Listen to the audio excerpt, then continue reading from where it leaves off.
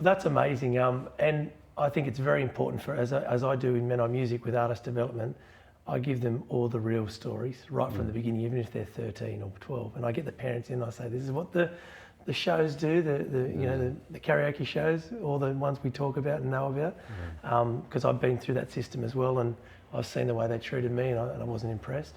But I want to talk about your stage presence and how that's evolved, because when I saw you at Tamworth last year, I've known you, as I said, we had a few beers at a covers gig that I used to do a lot of down at Wonder Surf Club. I knew from the very first moment when you were in the room, and I'll tell this is an honest truth, I kept on playing the songs back to back because I knew if I leave a gap in this room with Luke O'Shea, I'm going to cop it. And then you know the first thing you said to me? You come up and you go, "What, you didn't move any gaps? I was going to peckle you." I just cracked up. I thought, how do I know this? You were being cheeky, mate. It was fine. Look, I've done my time in the Wonder Surf Clubs. I was the surf club slut of the Shire.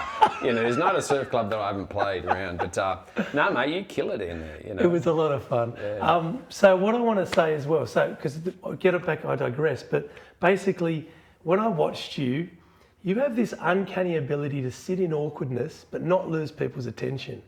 So sometimes, somebody like Billie Eilish, when she releases a song, when I first heard her, I didn't get it. To be honest, I thought she needs a hospital, not a stage. And that was the first thing I thought when I heard her music. But as I've progressed and I've watched her more and more, I've realised that she's from a generation that's trying to fight against all the things that frustrate that generation. And she's just doing it from a younger narrative. And I really love her as an artist now because I've evolved to learn her story. But when I watched you, I was in a room, the Song Club in Tamworth Services Club, is it? The Songhouse, yeah. Songhouse. And there was a full room of people just sitting there. You had every single room from the front to the back captivated. Your facial expressions, your ability to sit in awkwardness and then make everyone laugh. That's craft, bro. Even just that. Take aside the fact that you're a great songwriter and singer. How did you evolve that? And it doesn't come overnight, but who are your influences for that?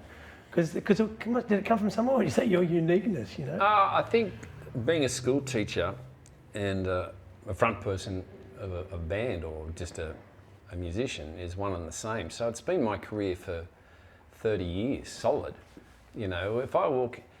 It's funny because if you think back to when you were at school, you knew what kind of mood and what kind of lesson you're going to have by the way the teacher approached the door. Yes. So your body language conveys a hell of a lot in your manner before you've even opened your mouth. So you approach that door and you get a way about you. The class will fall in line without you to go. It's just that little facial expression. Is it an eye?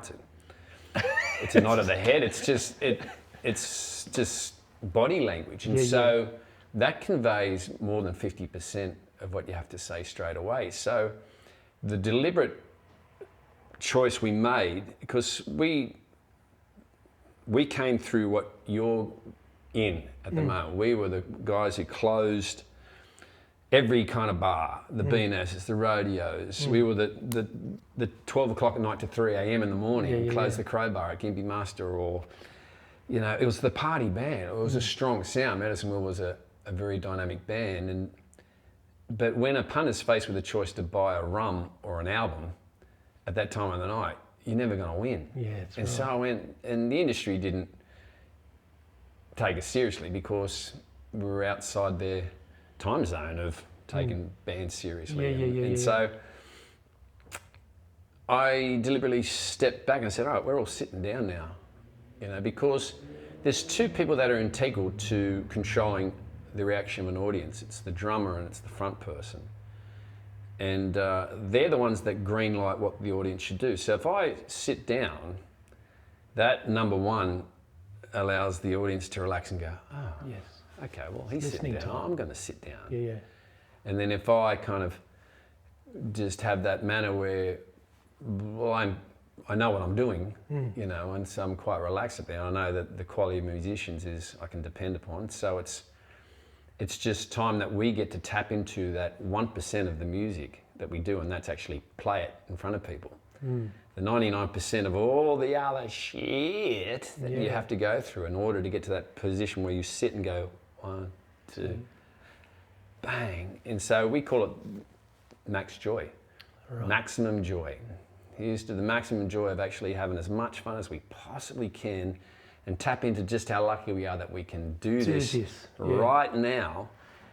And me sincerely feeling that blessed moment, you know, and the ability to be able to do it with musicians I love and people who get it, and with audience members who love the story and the lyric as much as I do, then I feel very lucky and very blessed. And that, I think, then transfers onto the punters.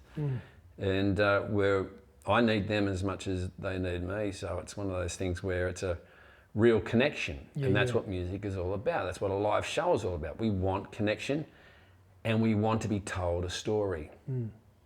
You know, that's so integral to this whole interview, is the love as human beings of a good story. It doesn't matter if we're Ugg sitting in a cave hearing about how hunted the mammoth.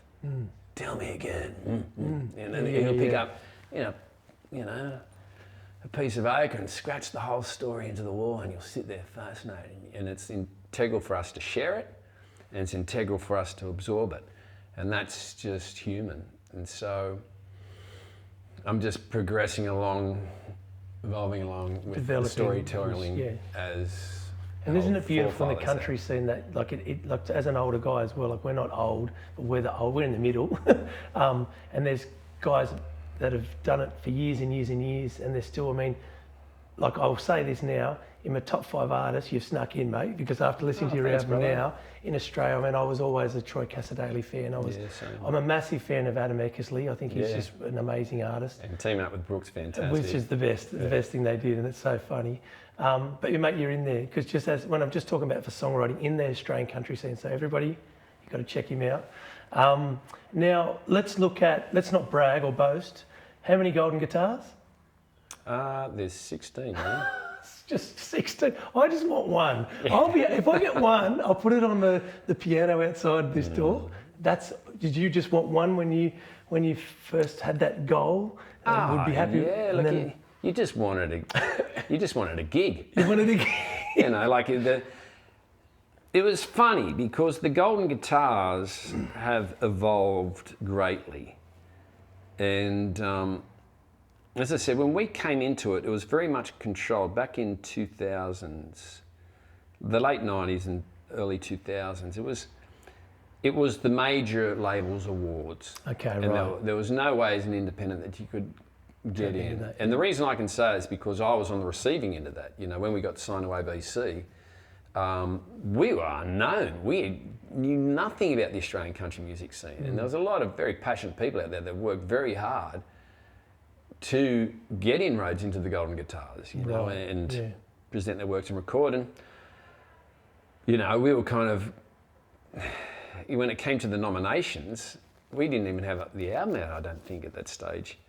No Day Like Today. And with a bit of a nod and a wink, they said, oh, you'll be there, you know. And sure enough, we were announced top 5 finalists, you know, and we didn't deserve to be there. And thankfully, we didn't win, you know. Carter and Carter won, and they deserved it. And it made me see for what it was back then, you know, because at that stage anyone could vote. And what you found was that for a lot of years there, companies like ABC or Universal or whatever, they bought multiple memberships. You know, if you're a mail boy, you were a member. You know, you bought this, you were a member. Everyone got a vote in that whole building. Right, yeah. Whether they knew they were voting for it or not, they were a member. Right. And so what changes came about, you know, so you put an album in there and you'd had no, and it was the same 5 names that were in it every single year. Yeah. And so people just went, well, stick it. You know, we're not going to try, we're going to keep playing music. We were selling enough CDs back in those days to sustain yourselves. Yeah. Because the CD was still king. Yeah. And you could make money. And so we did. So we did well kind of without the accolades. And it was just such a major label. Because after No Day Like Today, I said, I'm not working with ABC like a record company again. It was don't, just, yeah. it was infuriating. I think we only released one single off that whole album, you know, and the single went out because we were the bottom tier of a very long roster. There was Lee, there was Adam, there was Becky, there was Sarah Storer, there was Graham Connors, Tamara. It was an enormous roster, and if any of them wanted to release something, we were put on the back burner. So I think they released one single. They said, "Okay, we'll do it on the next album." Going, "You're not touching that." Getting another album, yeah. Yeah. So it was one of those things where, you know, so we were out of that major label loop, and so it dead set took me 4 albums, and I don't think I even entered in from, you know, the second or third album. There were songs there that would have really resonated within the heritage or other kind of categories, which I probably should have, but I just didn't. It wasn't in my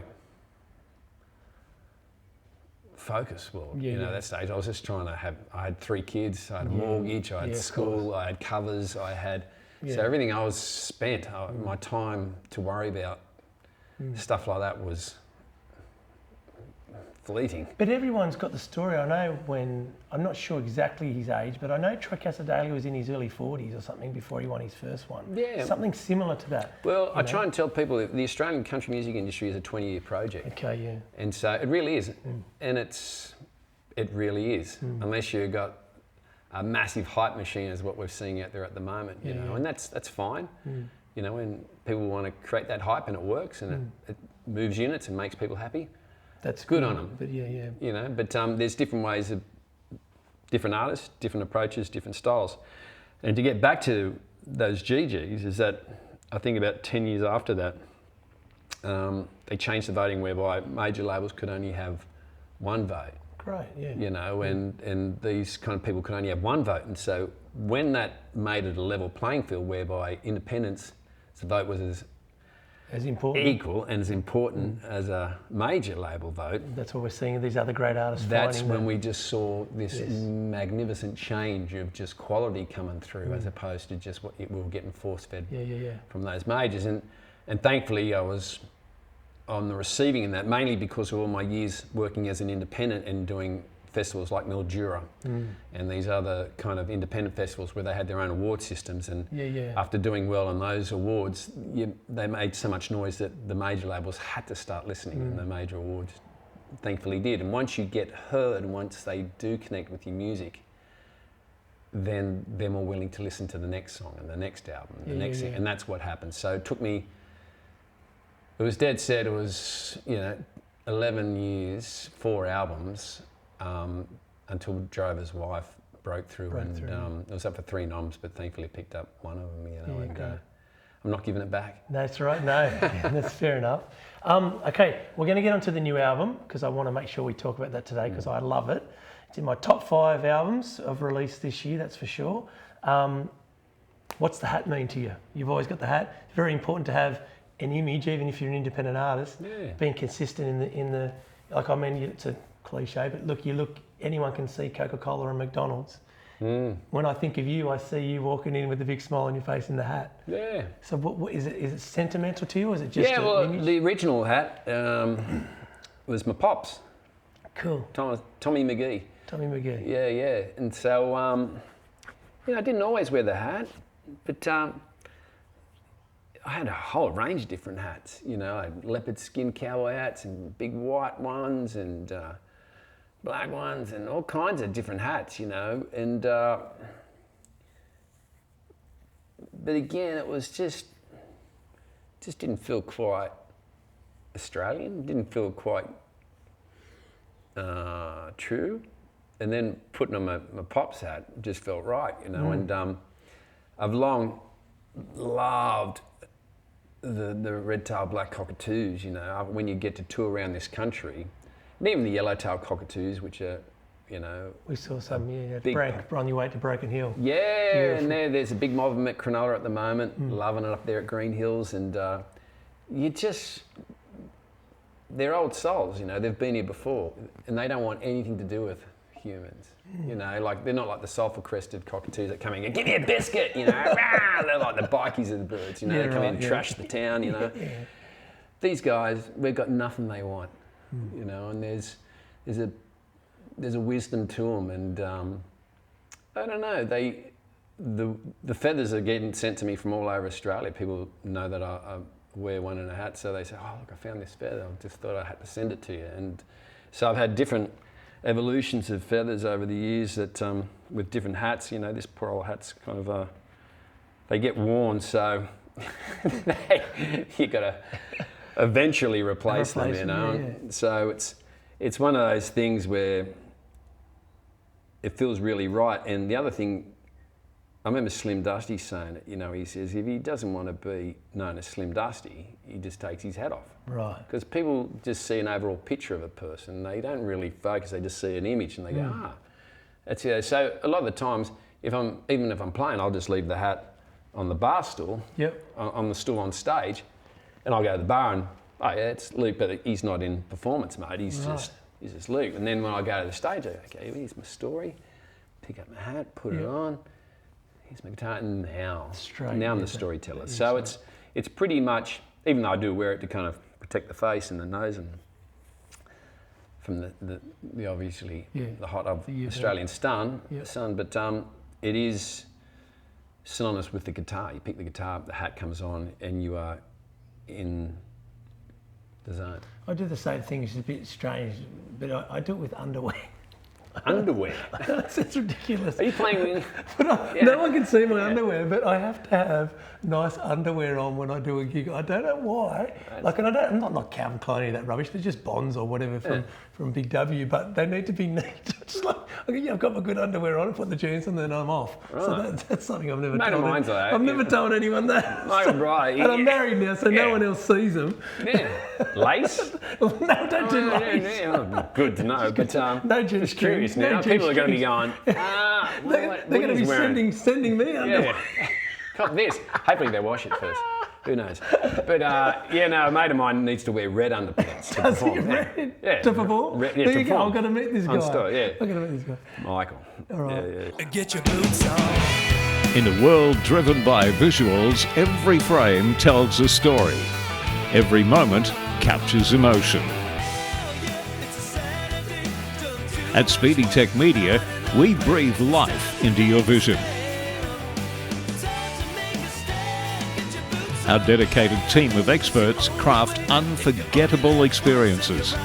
We don't just shoot videos, we create memories that last a lifetime. Join us in making your dreams a reality. Elevate your brand with Speedy Tech Media.